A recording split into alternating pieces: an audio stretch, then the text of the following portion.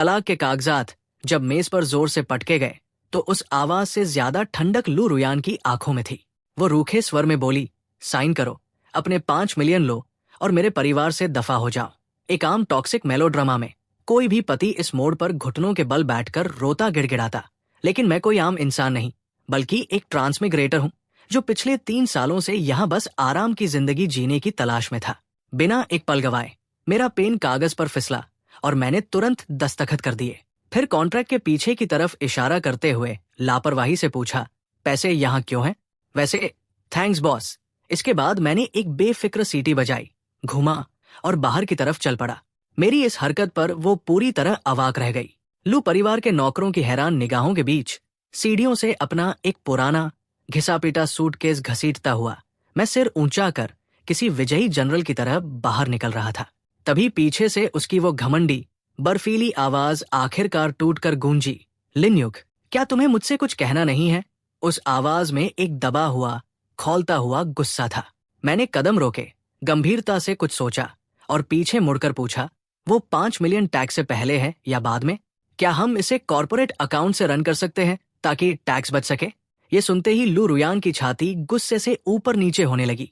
साफ था कि मैंने उसकी सहन शक्ति की आखिरी हद पार कर दी थी।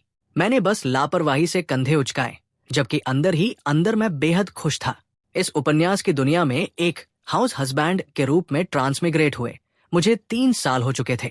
इन 3 सालों में मैंने एक परम सिंप बनकर उसकी हर बेरुखी झेली और उसके जहरीले रिश्तेदारों के ताने सहे, बस इस उम्मीद में कि मेरा सिस्टम कभी तो जागेगा।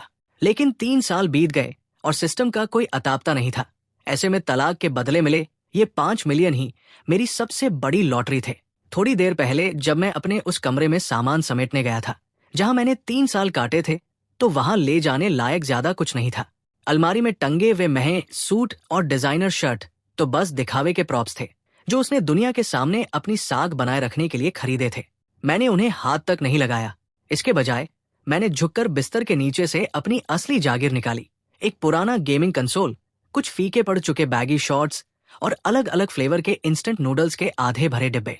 वो मेरे पीछे पीछे कमरे तक आई थी और बड़ी हिकारत से मुझे उस सामान को सूटकेस में डालते देख रही थी जिसे वो कचरा समझती थी। वहीं दूसरी तरफ उसके दिए हुए महंगे कफलिंग्स और घड़ियां मेज पर किसी कबाड़ की तरह लावारिस छूटे हुए थे। जब उससे रहा नहीं गया तो उसने $1 मिलियन की लग्जरी घड़ी की तरफ इशारा करते हुए तंज कसा, तुम ये सब नहीं ले जा रहे? मैंने पूरी ईमानदारी से जवाब दिया, बहुत भारी है, ले जाने में दिक्कत होगी, और वैसे भी ये घड़ी बहुत तेज टिक टिक करती है, जिससे मेरी नींद खराब होती थी। मेरे इस जवाब पर उसकी सांसें मानो एक पल के लिए थम गई। उसने शायद कभी सपने में भी नहीं सोचा था कि जिन बेशकीमती तोहफों पर उसे नाज था उन्हें मैं इस नजर से देखता हूँ। मैंने आराम से सूटकेस की जिप बंद की और ठंडे स्वर में अलविदा कहकर आगे बढ़ गया। जब मैं अपना बैग घसीटता हुआ लिविंग रूम से गुजरा तो बटलर और नौकरानियों ने अदब से सिर झुका रखे थे, लेकिन हंसी रोकने की कोशिश में उनके कंधे हल्के से कांप रहे थे।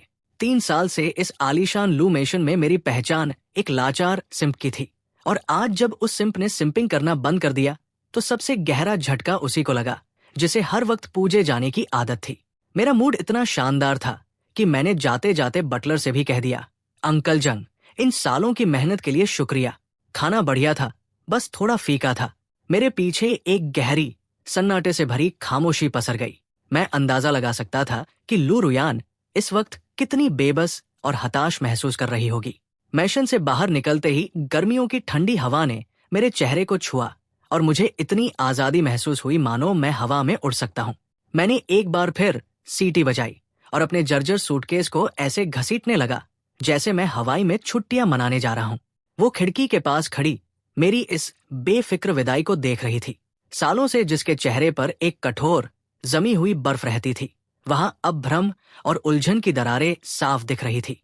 वो समझ नहीं पा रही थी कि जो आदमी कल तक उसके एक इशारे पर अपनी नींद खो देता था, वो अपनी भावनाओं को किसी स्विच की तरह इतनी आसानी से कैसे बंद कर सकता है। पर उसे क्या पता था कि ये तो उसके मानसिक संतुलन के बिगड़ने की महज एक शुरुआत थी। मैंने सीधे एक शानदार स्पोर्ट्स होटल का रुख किया और वहां का सबसे महंगा ड्यूल पीसी स्वीट बुक कर लिया। कमरे में आते ही सूटकेस को एक तरफ फेंका और अपने पूरे वजूद को उस आलीशान गेमिंग चेयर में डुबो दिया। एक लंबी गहरी सांस लेकर मैंने इंटरकॉम पर आर्डर दिया, एडमिन, एक फैमिली बकेट और 2 ठंडी ड्रिंक्स भेज दो। इसके तुरंत बाद मैंने पीसी ऑन किया और उस गेमिंग अकाउंट में लॉगिन किया जिसे 3 साल से हाथ नहीं लगाया था। जैसे ही उसका जाना पहचाना बैकग्राउंड म्यूजिक गुंजा, मेरी आंखों में खुशी के आंसू आ गए। यही तो थी असली जिंदगी। उधर लू मेशन का माहौल इतना तनावपूर्ण हो चुका था कि उसे चाकू से काटा जा सकता था। लू रुयान उस विशाल खाली लिविंग रूम में बैठी पहली बार ये महसूस कर रही थी कि ये घर उस इंसान के बिना कितना डरावना और सूना लग रहा था जो हमेशा दरवाजे पर उसका मुस्कुराकर स्वागत करता था। वो हल्का सा पूछना कि तुम आ गई, थकी होगी, अब इस घर की हवाओं से गायब था। उसने झुंझलाहट में अपनी कंटी रगड़ी और खुद को समझाया कि ये सब बकवास है। एक मुफ्तखोर और बेकार इंसान के जाने से तो उसे राहत मिलनी चाहिए थी। तभी एक नौकरानी डरते डरते पास आई और उसके हाथ में एक फटी पुरानी नोटबुक थमाते हुए बोली, मैम, ये मिस्टर लिन के कमरे में छूटी हुई मिली थी। उस नोटबुक को देखते ही रुयान का दिल तेजी से धड़कने लगा। उसे लगा कि शायद ये कोई डायरी होगी जिसमें उसके लिए लिन्यू की बेपनाह मोहब्बत, तड़प और गहरी भावनाओं के पन्ने दर्ज होंगे। उसने नौकरानी को भेजा और धड़कते दिल से पहला पन्ना खोला जहां बेहद टेढ़ी मेढ़ी अव्यवस्थित लिखावट में लिखा था, 1 मार्च, रुयान ने मुझे घूरा, इमोशनल डैमेज फीस 500 युवान। 2 मार्च, रुयान घर नहीं आई, अकेले विशाल किंग साइज बेड का आनंद, खुशी बोनस 100 युवान। 15 मार्च, बिजनेस बैंक्वेट में रुयान की तरफ से 3 शॉट पिए, पेट में जलन, मुआवजा 10,000 युवान। 20 मार्च, रुयान ने मेरे सूट की तारीफ की, मिश्रित भावनाएं, कटौती शुल्क 100 युवान। ये देखकर लू रुयान के हाथ कांपने लगे। ये कोई रोमांटिक डायरी नहीं थी, बल्कि एक बाकायदा हिसाब किताब का लेजर था जिसमें उसके किए गए हर बर्ताव की कीमत भावनात्मक क्षति के रूप में वसूली जा रही थी। यानी जब भी वो उसकी बेरुखियों पर मुस्कुराता था, वो चुपके से अपने दिमाग में उसका बिल बना रहा होता था। गुस्से और अपमान की एक ऐसी लहर उसके सिर पर चढ़ी जो उसने पहले कभी महसूस नहीं की थी। उसने तुरंत फोन उठाया और उस नंबर पर डायल किया जिसे उसने शादी के 3 सालों में कभी खुद से फोन नहीं किया था। काफी देर तक घंटी बजने के बाद जब फोन उठा तो उधर से कुछ चबाने की आवाज आ रही थी। बैकग्राउंड में माउस के क्लिक होने और गेम के कैरेक्टर्स की चीखें गूंज रही थी। रुयान ने गुस्से से कांपती आवाज में कहा, लिन्युग, इस सब का क्या मतलब है? उधर से बेहद लापरवाही से जवाब आया, कौन है भाई? मैं इस वक्त टीम फाइट में हूं, मुझे परेशान मत करो, बाय। और फोन कट गया। रुयान फोन थामे वही जड़ रह गई। लू ग्रुप की सबसे ताकतवर और रसूखदार सीईओ को उसकी जिंदगी में पहली बार किसी ने इस तरह मुंह पर फोन काटा था, और वो भी उसके अपने पूर्व पति ने। उसने दोबारा डायल किया, लेकिन इस बार उसे केवल एक रोबोटिक आवाज सुनाई दी, आपके द्वारा डायल किया गया नंबर इस वक्त व्यस्त है। उसका दिमाग पूरी तरह सुन्न हो चुका था। उसने तुरंत अपनी सेक्रेटरी को बुलाकर मेरी लोकेशन ट्रैक करने का हुक्म दिया। कुछ ही देर में रिपोर्ट आई, बॉस, मिस्टर लिन इस वक्त APEC cyber cafe sports hotel में है। ये सुनकर रुयान का गुस्सा अचानक एक अजीब सी तसल्ली में बदल गया। उसने अपने मन में ही एक कहानी गढ़ ली कि वो जरूर इस जुदाई के गम को बर्दाश्त नहीं कर पा रहा होगा और खुद को गेमिंग की दुनिया में डुबोकर तलाक के दर्द को भुलाने की कोशिश कर रहा होगा। उसने सोचा कि वो लेजर भी उसकी एकतरफा अधूरी मोहब्बत को जताने का एक अलग तरीका था। खुद को कोसते हुए उसने मन ही मन कहा, रुयान, तुम सच में एक बेरहम औरत हो। उसने एक गहरी सांस ली और तय किया कि वो खुद जाकर उसकी ये दयनीय हालत अपनी आंखों से देखेगी। अगले दिन वो एक बेहद महंगे कस्टम शनेल सूट और बेदाग मेकअप में किसी रानी की तरह तैयार होकर निकली।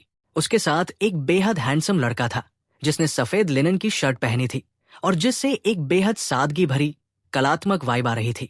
ये जियांग जियाओ था, लू रुयान का बचपन का दोस्त और उसका पहला प्यार जो हाल ही में विदेश से लौटा था। मूल उपन्यास में रुयान अक्सर मुझे जलाने और ईर्ष्या महसूस कराने के लिए इसका इस्तेमाल एक मोहरे की तरह करती थी। उसने जियांग का हाथ थामते हुए बेहद कोमल आवाज में कहा, चलो थोड़ा टहल लेते हैं, यहाँ काफी चहल पहल है, शायद तुम्हें अपनी पेंटिंग के लिए कोई प्रेरणा मिल जाए। जियांग जियाओ अपनी मासूम आंखों से आसपास की चीजों को देख रहा था कि अचानक उसकी नजर सड़क किनारे एक ग्रिल ग्लूटेन के स्टॉल पर टिक गई और वो लालच से थूक निगलने लगा। रुयान ने मुस्कुराते हुए उसका हाथ खींचा और सीधे मेरे एस्पोर्ट्स होटल की सीढ़ियों की तरफ बढ़ गई।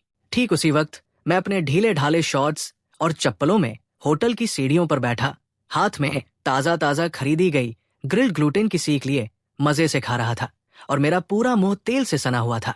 मुझे देखते ही रुयान ने अपनी पीठ सीधी की, चेहरे पर एक परफेक्ट नकली मुस्कान चिपकाई, जियांग की बाह को और मजबूती से थामा और बेहद ऊंची आवाज में बोली ताकि आसपास के लोग भी सुन सकें, लिनयुग, क्या इत्तेफाक है ना? मैंने बस एक पल के लिए सिर उठाया, मुंह में ग्लूटेन चबाते हुए बेहद रूखा और धीमा सा जवाब दिया, हूं। लू रुयान ने मेरी इस फूहड़ और बेफिक्र सूरत को पूरी तरह नजरअंदाज करते हुए अपनी आवाज में एक बनावटी मिठास घोली और बड़े प्यार से बोली, लिनयुग, मैं तुम्हें मिलाती हूँ। ये जियांग है, मेरा बहुत अजीज दोस्त। उसने जानबूझकर अपनी बात रोकी और मेरी आंखों में देखने लगी। वो उम्मीद कर रही थी कि इस मोड़ पर मेरे चेहरे पर जलन, बेइंतहा गुस्सा या कम से कम गहरे दर्द की कोई झलक तो दिखेगी। लेकिन मैंने बस जियांग जियाओं पर एक सरसरी नजर डाली और पूरी शालीनता से अपने हाथ की सीख उसकी तरफ बढ़ा दी। मैंने बेहद अन्य ढंग से पूछा, ओह, एक निवाला लोगे? सच में बहुत स्वादिष्ट है। मेरे इस अजीब व्यवहार पर लू रुयान की वो परफेक्ट मुस्कान वही की वही जम गई, जबकि दूसरी तरफ जियांग जियाओ की आंखें किसी भूखे पिल्ले की तरह चमक उठीं, जिसे अचानक कोई स्वादिष्ट हड्डी मिल गई हो। उसने पल भर में लू रुयान को पूरी तरह दरकिनार करते हुए अपनी बाह छुड़ाई, लपक कर मेरे पास आया और मेरा हाथ थाम लिया। उसकी आवाज लगभग रुआंसी हो रही थी जब उसने पूछा, क्या मैं सच में ये ले सकता हूँ? क्या तुम वाकई मुझे दे रहे हो? दरअसल मैं अपनी पेंटिंग के लिए प्रेरणा ढूंढ रहा था और इसी चक्कर में मैंने पिछले 3 दिनों से ठीक से खाना भी नहीं खाया है। उसकी ये दयनीय और मासूम सूरत देखकर मैंने बाकी बची सीख भी उसके हाथ में थमा दी और बड़े भाई की तरह कहा, लो खाओ, पर थोड़ा धीरे खाना, कहीं दम न घुट जाए। जियांग जियाओ ने उस सीख को किसी अनमोल खजाने की तरह संभाला और वहीं मेरे बगल में सीढ़ियों पर बैठकर बड़े चाव से खाने लगा। इधर लू रुयान अपने $1,00,000 के डिजाइनर शनेल सूट और महंगी हील्स पहने गर्मियों की उस उमस भरी हवा में पूरी तरह बौखलाई खड़ी थी। उसे लग रहा था कि ये सब गलत हो रहा है। कहानी की स्क्रिप्ट इस तरह तो बिल्कुल नहीं लिखी गई थी। क्या लिन्यू को दौड़कर उसके पास नहीं आना चाहिए था? क्या उसे तड़पकर ये नहीं पूछना चाहिए था कि ये लड़का कौन है और वो इतनी जल्दी अपनी जिंदगी में कैसे आगे बढ़ गई?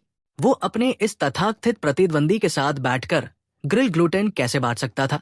लेकिन जिस बात ने लू रुयान के घमंड को अंदर से पूरी तरह तोड़ दिया, वो झटका तो अभी आना बाकी था। जियांग जियाओ ने जैसे ही सीख खत्म की, स्टॉल का मालिक पैसे लेने हमारे पास आ गया और बोला, अरे हीरो, 10 युवान हुए।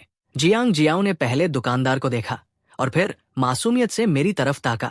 मैंने तुरंत वहां खड़ी रुयान की तरफ इशारा करते हुए बड़े रौब से कहा, ये भाई साहब इन्हीं के साथ आए हैं, पैसे इनसे मांगो। स्टॉल मालिक बिना वक्त गवाए सीधे लू रुयान के सामने जाकर खड़ा हो गया। ये देखकर रुयान का चेहरा पहले पीला और फिर गुस्से से हरा हो गया। वो इस वक्त इतनी भयंकर शर्मिंदगी महसूस कर रही थी कि काश जमीन फट जाए और वो उसमें समा जाए। जियांग जियाओ को भी आखिरकार माजरा समझ आया तो वो दौड़कर उसके पास गया और उसकी बाह पकड़कर लाड़ से बोला, रुयान, मैं जल्दबाजी में अपना फोन लाना भूल गया था, क्या तुम इसके पैसे दे दोगी? आखिरकार लू ग्रुप की उस बेहद शक्तिशाली और ऊंचे पद पर बैठी सीईओ को तमाशबीन बनी जनता के बीच महज 10 युवान की इस सड़क किनारे मिलने वाली चीज के लिए अपने कीमती हर्मेस बैग से 100 युवान का नोट बाहर निकालना पड़ा। मैं आराम से उठा, अपने शॉर्ट्स को पीछे से झाड़ा और वापस गेम खेलने के लिए होटल की तरफ चल दिया। लू रुयान के पास से गुजरते हुए मैं उसकी तरफ थोड़ा झुका और इतनी धीमी आवाज में फुसफुसाया कि केवल वही सुन सके, तुम्हारा ये व्हाइट मूनलाइट कुछ ज्यादा चमकीला नहीं लगता, वैसे मेंटेनेंस भी काफी भारी है इसका। लू रुयान ने गुस्से और बेबसी में अपने बचे हुए 90 युवान के चेंज को मुट्ठी में इतनी जोर से भींचा कि उसके नाखून उसकी हथेलियों में धंस गए। इस बीच जियांग जियाओ, जिसे लू रुयान मुझे जलाने के लिए एक मोहरे की तरह लाई थी, अब मेरे पीछे पीछे दौड़ रहा था और उसकी आंखों में मेरे लिए इश्क के सितारे चमक रहे थे। वो उत्सुकता से पूछ रहा था, बॉस, ये वसीम, मेरा मतलब है ये स्टॉल कहाँ है? क्या इसके अलावा भी कोई अच्छी जगह है? मैंने बिना पीछे मुड़े लापरवाही से कहा, हाँ, मेरे कमरे में आ जाना, मेरे हाथ के बने इंस्टेंट नूडल्स एकदम टॉप टियर होते हैं। लू रुयान की वो व्हाइट मूनलाइट के जरिए मुझे जलाने की योजना बुरी तरह फ्लॉप हो चुकी थी, जिसकी कीमत उसे अपनी भारी फजीहत और 10 युवान देकर चुकानी पड़ी थी। लेकिन उसने इतनी आसानी से हार नहीं मानी। उसे अब भी पक्का यकीन था कि मैं सिर्फ बाहर से सख्त होने का नाटक कर रहा हूँ और अंदर ही अंदर मैं अब भी उसी से बेइंतहा प्यार करता हूँ। इसी गलतफहमी के बीच मुझे भड़काने और नीचा दिखाने के लिए कहानी के दूसरे टूल ने एक धमाकेदार एंट्री ली। ये था लॉन्ग गॉनसन, जो प्रतिद्वंद्वी लॉन्ग ग्रुप का सीईओ था और लू परिवार की तरफ से रुयान के लिए तय किए जाने वाले संभावित बिजनेस मैरिज पार्टनर्स में से एक था। ये लड़का सच में किसी 10 साल पुराने घिसे-पिटे सीईओ रोमांस नॉवेल से बाहर निकला हुआ किरदार लगता था। पीछे की तरफ चिपकाए हुए तेल से चमकते बाल, आंखों पर काला धूप का चश्मा और एक ऐसा टाइट सूट जो उसकी जिम वाली मांसपेशियों को बड़ी मुश्किल से समेट पा रहा था। वो जब चलता था तो लगता था जैसे बैकग्राउंड में कोई लाउड म्यूजिक बज रहा हो और हवा भी उसके सूट को उड़ाने में उसका साथ दे रही हो। उस दिन मैं अभी अभी इंटरनेट कैफे से बाहर निकला ही था और सामने वाली दुकान से एक कटोरी लांजो बीफ नूडल्स खाने की सोच रहा था कि अचानक एक बेहद चमकीली लिमिटेड एडिशन लेम्बोर्गिनी ने सनसनाती हुई आकर मेरा रास्ता रोक दिया। कार के टायर मेरे फ्लिप फ्लॉप चप्पलों को कुचलते कुचलते बचे। कार का लग्जरी दरवाजा खुला और लॉन्ग गॉन्सन अपने लंबे पैर बाहर निकालते हुए शान से उतरा। उसने अपना चश्मा उतारा और अपने चेहरे पर एक ऐसी मुस्कान लाई जो उसे लगता था कि बेहद शैतानी और कातिलाना है। उसने मुझे ऊपर से नीचे तक देखा और भारी आवाज में पूछा, तो तुम ही हो लिन्युग? मैंने बस हाँ में सिर हिलाया और मन ही मन सोचने लगा कि ये नया एनपीसी कहाँ से आ गया। वही पास में ही एक साधारण सी दिखने वाली पोर्श कार में छिपी लू रुयान दूरबीन लगाए इस पूरे ड्रामे का बेसब्री से इंतजार कर रही थी। उसे पूरा भरोसा था कि सरेआम पैसे के दम पर अपमानित होना, लेकिन इसके विपरीत 5 मिलियन की रकम देखते ही मेरी आंखें खुशी से चमक उठीं। मैंने सोचा कि वाह, एक और बकरा खुद चलकर पैसे फेंकने आया है। ये तो बहुत बढ़िया है। मैंने उस चेक की तरफ हाथ बढ़ाने के बजाय सीधे अपनी जेब से फोन निकाला, अपना ऑनलाइन पेमेंट का क्यूआर कोड ओपन किया और सीधे उसके चेहरे के सामने अड़ा दिया। मैंने बड़ी ईमानदारी और मासूमियत से पेशकश की, भाई क्या तुम इसे सीधे ऑनलाइन स्कैन कर सकते हो? आजकल बैंक जाकर चेक कैश कराना बड़ी सिरदर्दी का काम है। और हाँ, जब ट्रांसफर करो तो कृपया मेमो में स्वैच्छिक उपहार, वॉलंटरी गिफ्ट लिख देना ताकि बाद में कोई कानूनी पंगा न रहे। ये सुनते ही लॉन्ग गॉन्सन वही का वही जड़ हो गया। उसके हाथ में पकड़ा हुआ चेक हवा में धीरे धीरे फड़फड़ाने लगा और उसके चेहरे की वो शैतानी मुस्कान मानो लकवा मार गई हो। उसे लगा कि ये तो पूरा प्लॉट ही बदल गया। क्या इस लड़के को गुस्से में चेक फाड़कर उसके मुंह पर नहीं मारना चाहिए था? दूर छिपकर देख रही लू रुयान ने गुस्से में अपनी दूरबीन को इतनी जोर से भींचा कि वो चरचराकर टूट गई। वो मन ही मन चिल्लाई, लिन्युग, आखिर तुम्हारी गरिमा और आत्मसम्मान कहाँ चले गए? इधर लॉन्ग गॉन्सन के उस बेवकूफ और हक्के बक्के चेहरे को देखकर मुझे लगा कि शायद ये पैसे देने में कंजूसी कर रहा है और इसका इरादा बदल रहा है।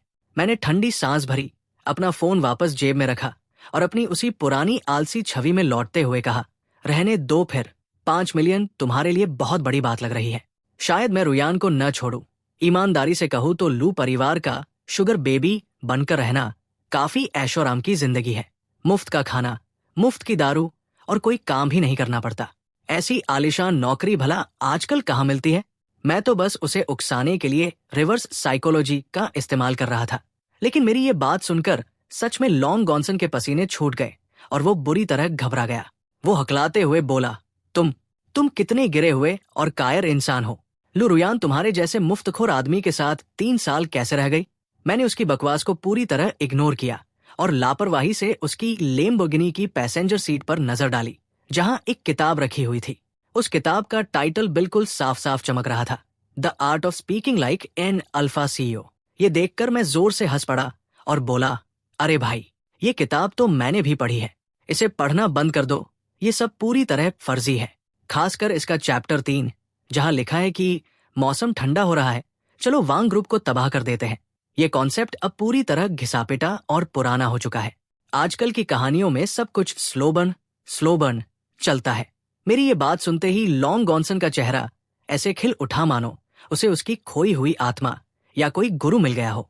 उसकी आंखें चमक उठीं और उसने बेहद उत्साह में आकर मेरा हाथ पकड़ लिया और बोला, सच में? भाई, मुझे एक बात बताओ। पिछली बार जब मैंने लू रुयान से वो क्लासिक लाइन कही थी कि औरत तुमने मेरा ध्यान खींच लिया है, तो उसने मुझे डांटकर भगा क्यों दिया था? मैंने गुरु की तरह मुस्कुराते हुए उसे समझाया, जाहिर सी बात है दोस्त, वो पिकअप लाइन साल 2010 के उपन्यासों की है। अब वो नहीं चलती।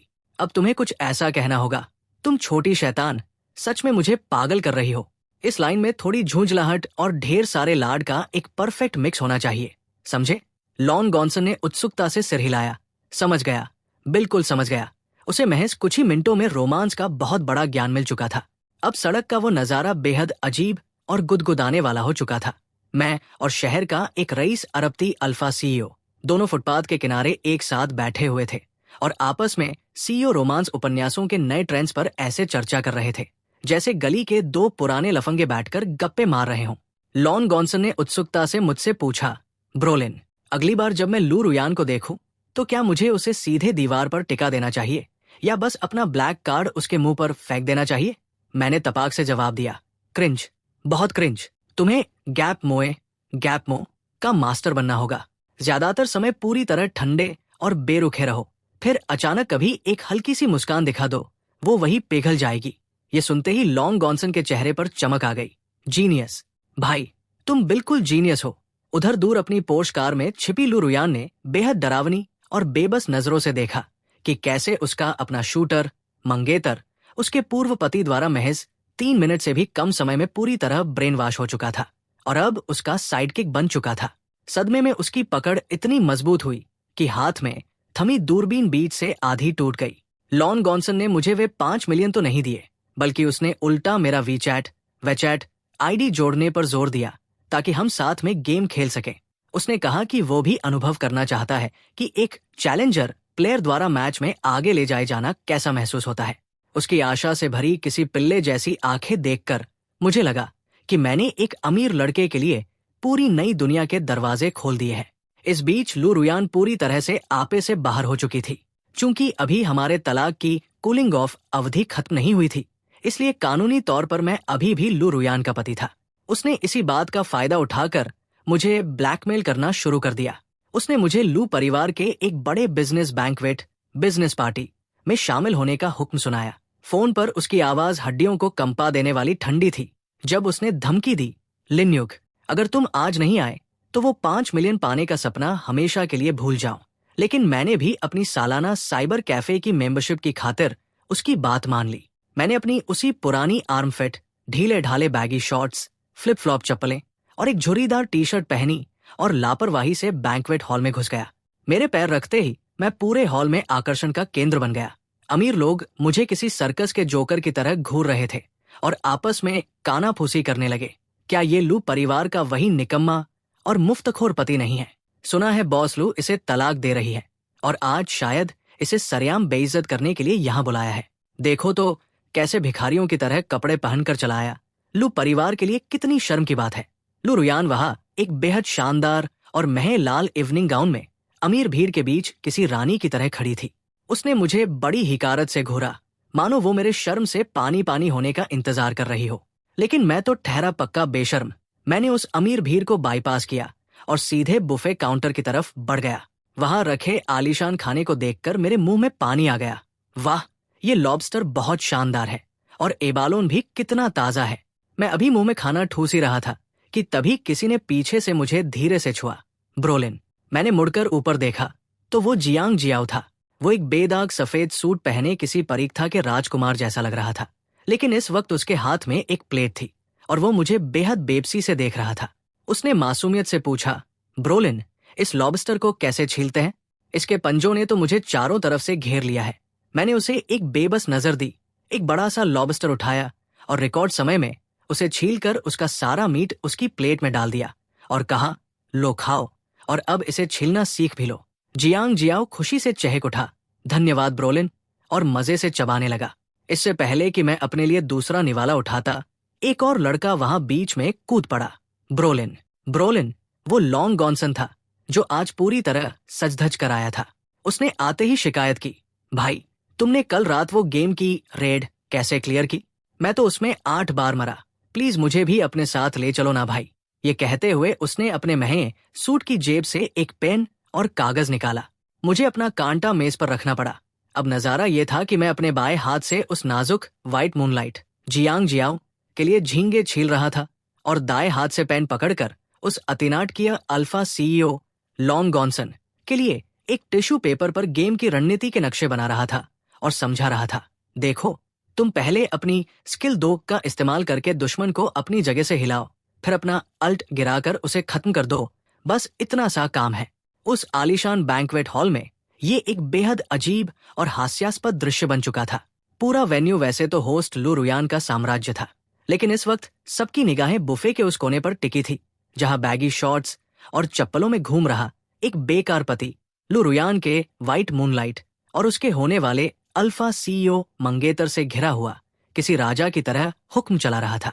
दूसरी तरफ असली मुख्य पात्र लू रुयान, जो सबसे महंगा गाउन पहनकर आई थी, उसके पास खड़े होने वाला कोई नहीं था।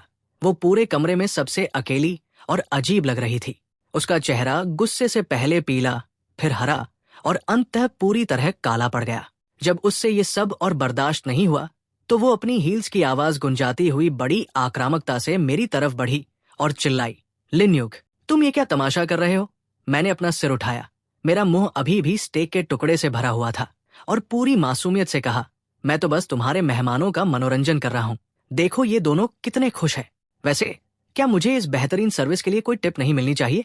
लू रुयान गुस्से से इस कदर कांप रही थी कि उसने पास से गुजर रहे एक वेटर की ट्रे से रेड वाइन का ग्लास छीन लिया, मानो वो उसे अभी मेरे मुंह पर फेंक देगी। मैं सहज रूप से एक तरफ हट गया, लेकिन मेरे बगल में खड़े जियांग जियाओ को लगा कि ये कोई मजेदार खेल शुरू होने वाला है। वो उत्साह से चिल्लाया, वाह, क्या ये कोई वाटर फेस्टिवल है? मैं भी खेलूंगा। ये कहते हुए उसने मेज से शैंपेन की एक बिना खुली बोतल उठाई, उसे एक जोरदार पॉप की आवाज के साथ खोला, अपने सिर के ऊपर किया और पूरी बोतल खुद पर उड़ेल ली। सुनहरा झागदार लिक्विड उसे सिर से पैर तक पूरी तरह भिगो गया। पूरा हॉल पल भर में एकदम सन्नाटे में डूब गया और वहां खड़े अमीर लोगों के जबड़े जमीन पर आ गिरे। सब उस भीगे हुए व्हाइट मूनलाइट को पागलों की तरह घूर रहे थे। लू रुयान का हाथ हवा में ही जम गया और वाइन का ग्लास उसकी उंगलियों से फिसलकर फर्श पर चूर चूर हो गया। वो पूरी तरह से टूट चुकी थी, उसकी आंखें लाल थी और उसने मुझ पर एक ऐसी नजर डाली जिसमें बेइंतहा शिकायत और गहरी हताशा भरी थी। वो रोती हुई आवाज में बोली, लिन्युग, तुम इन दो बेवकूफों के साथ घूमना ज्यादा पसंद करते हो, बजाय इसके कि मुझ पर एक नजर भी डालो, है ना? उसे रोने के करीब देखकर मैंने अपनी उंगलियों से मुंह पर लगा तेल पोंछा और शांति से जवाब दिया, हाँ, क्योंकि ये दोनों तुमसे कहीं ज्यादा मजेदार और सीधे हैं। उस एक पल में मैंने लू रुयान की आंखों की बची कुची चमक को भी पूरी तरह बुझते हुए देखा। उस ड्रामे से भरे बैंक्वेट के अगले ही दिन लू रुयान गंभीर रूप से बीमार पड़ गई। मजे की बात यह थी कि शैंपेन से भीगा हुआ जियांग जियाओ बिल्कुल ठीक था और गुस्से से तमतमाया हुआ लॉन्ग गॉन्सन भी भले चंगे थे। केवल वो शक्तिशाली रानी ही अत्यधिक तनाव और ठंडी हवा के कारण तेज बुखार की चपेट में आकर अस्पताल पहुंच गई। वो वीआईपी वार्ड में पीली पड़ी बेड पर लेटी थी। उसने जानबूझकर इस खबर को मीडिया से छुपाया और केवल अपने वकील के जरिए मुझे बिल्कुल प्रोफेशनल अंदाज में इसकी सूचना भिजवाई। वो दरअसल इस बात पर सट्टा लगा रही थी कि मैं अब भी अंदर से उसकी परवाह करता हूँ। वो कल्पना कर रही थी कि मैं पहले की तरह उसकी बीमारी की खबर सुनते ही पागलों की तरह दौड़कर उसके बिस्तर के पास आऊंगा, पूरी रात जागकर उसकी तीमारदारी करूंगा, उसे दलिया बनाकर खिलाऊंगा और उसके माथे को पोंछूंगा। लेकिन जिस वक्त ये मैसेज आया, मैं एस्कॉट्स होटल के स्वीट में लॉन्ग गॉन्सन और जियांग जियाओ के साथ एक जबरदस्त 3-मैन टीम मैच खेल रहा था। गेम के सबसे रोमांचक मोड़ पर जब मेरा फोन बजा तो मैंने स्क्रीन पर देखा, मिस्टर लिन, बॉस लू को गंभीर निमोनिया के कारण सेंट्रल हॉस्पिटल के वार्ड नंबर 301 में भर्ती कराया गया है। मैंने उस मैसेज को महज 1 सेकंड देखा और 3 शब्दों व एक इमोजी के साथ रिप्लाई कर दिया, ओह, गर्म पानी पियो। इसके बाद मैंने फोन को वापस गद्दे पर फेंका और हेडफोन पर चिल्लाया, अरे ओशन, लॉन्ग गॉन्सन, तुम बेवकूफ की तरह पीछे क्यों हट रहे हो? इंगेज करो। और जियाओ, तुम हीलर हो, दुश्मन का पीछा करना बंद करो और मुझे हील करो। उधर अस्पताल के बेड पर लू रुयान उस ओह, गर्म पानी पियो वाले मैसेज को फटी आंखों से घूर रही थी। उसका दिल सच में टुकड़ों में बिखर चुका था। वो पूरा दिन इंतजार करती रही कि शायद कोई कॉल आएगा, कोई दूसरा मैसेज आएगा या दरवाजे पर उस जानी पहचानी आवाज की आहट होगी, लेकिन वहां कुछ नहीं था। आखिरकार उसने पूरी निराशा में अपनी आंखें बंद कर ली। लेकिन अगली दोपहर जब उसके वार्ड का दरवाजा खुला और उसने अपनी आंखें खोली तो सामने 3 बिल्कुल अलग चेहरे खड़े थे, मैं, लॉन्ग गॉन्सन और जियांग जियाओ। असल में हुआ ये था कि जब हमारा गेम खत्म होने वाला था तब लॉन्ग गॉन्सन ने गलती से मेरी स्क्रीन पर आया वो टेक्स्ट नोटिफिकेशन देख लिया था और चिल्लाया था, ब्रोलिन, तुम्हारी पत्नी अस्पताल में है और तुम यहाँ आराम से गेम खेल रहे हो। मैंने तुरंत सुधारा था, पूर्व पत्नी, और वैसे भी वो इतनी अमीर है कि इतनी जल्दी नहीं मरेगी, बिल्कुल नहीं। लेकिन उन दोनों को लगा कि ये ब्रो कोड के खिलाफ है और जियाओ को रुयान पर दया आ गई। इसलिए वे दोनों मुझे जबरदस्ती मेरी गेमिंग चेयर से घसीटकर अस्पताल ले आए। हम तीनों को देखकर रुयान की आंखों में मुझे ढूंढती हुई उम्मीद की एक आखिरी किरण जागी। लॉन गॉन्सन ने तुरंत आगे बढ़कर एक बहुत बड़ा और आलीशान गुलदस्ता पेश किया और कहा, रुयान, चिंता मत करो, मेरी पर्सनल मेडिकल टीम 24/7 तुम्हारी सेवा में स्टैंड बाय पर है। रुयान ने जब उन फूलों को देखा तो उसका चेहरा और पीला पड़ गया, क्योंकि वे सफेद गुलदाउदी व्हाइट क्रिसैंथेमम्स के फूल थे जो शोक सभाओं में दिए जाते हैं। तभी जियांग जियाओ ने भी अपना कीमती उपहार आगे बढ़ाया। वो एक बड़ी सी पेंटिंग थी जिसे उसने पूरी रात जागकर बनाया था। उसने मासूमियत से कहा, रुयान दीदी, मैंने ये पेंटिंग खास आपके लिए बनाई है। उम्मीद है इसे देखकर आप जल्दी ठीक हो जाएंगी। जब उस पेंटिंग से पर्दा हटा तो उसमें लू रुयान का चेहरा एक बेहद शांत और गंभीर पृष्ठभूमि के सामने बनाया गया था। वो कलाकृति कम और किसी की पुण्यतिथि पर लगाई जाने वाली अंतिम संस्कार की तस्वीर ज्यादा लग रही थी। ये देखकर रुयान के होंठ गुस्से और सदमे से फड़कने लगे। अंत में उसने थकी हुई नजरों से मेरी तरफ देखा। मैंने अपने खाली हाथ दिखाए और लापरवाही से कंधे उचकाते हुए कहा, चूंकि इन दोनों ने पहले ही इतना सारा सामान खरीद लिया था, तो मैंने सोचा कि पैसे बर्बाद करने से अच्छा है कि मैं देश की पर्यावरण अनुकूल इको फ्रेंडली मुहिम का समर्थन करूं और खाली हाथ आ जाऊं। ये सुनते ही लू रुयान के सब्र का बांध पूरी तरह टूट गया और उसकी आंखों से आंसू फूट पड़े। उसने पूरी ताकत से चिल्लाकर उन दोनों को वार्ड से बाहर खदेड़ दिया। बाहर निकलो, तुम दोनों के दोनों अभी बाहर निकलो यहाँ से। अब वार्ड में सिर्फ मैं और वो अकेले रह गए थे और वहां का माहौल बेहद भारी हो चुका था। उसने रोते हुए मेरी तरफ देखा और अपनी कांपती आवाज में कहा, लिनयुग, मेरे पेट में बहुत दर्द हो रहा है। अतीत में ये उसका सबसे पसंदीदा नखरा हुआ करता था। जब भी वो ऐसा कहती थी, पुराना लिनयुग तड़प उठता था और तुरंत गर्म पानी की थैली ढूंढने या उसकी मालिश करने के लिए दौड़ पड़ता था। लेकिन मैंने बिना किसी भावना के बिल्कुल सपाट आवाज में बिस्तर के पास लगे कॉल बटन की तरफ इशारा किया और कहा, इस बटन को दबाओ और नर्स को बुलाओ, मैं कोई पेनकिलर नहीं हूं। लू रुयान मुझे सुन्न होकर घूरती रही और उसके आंसू लगातार बहते चले गए।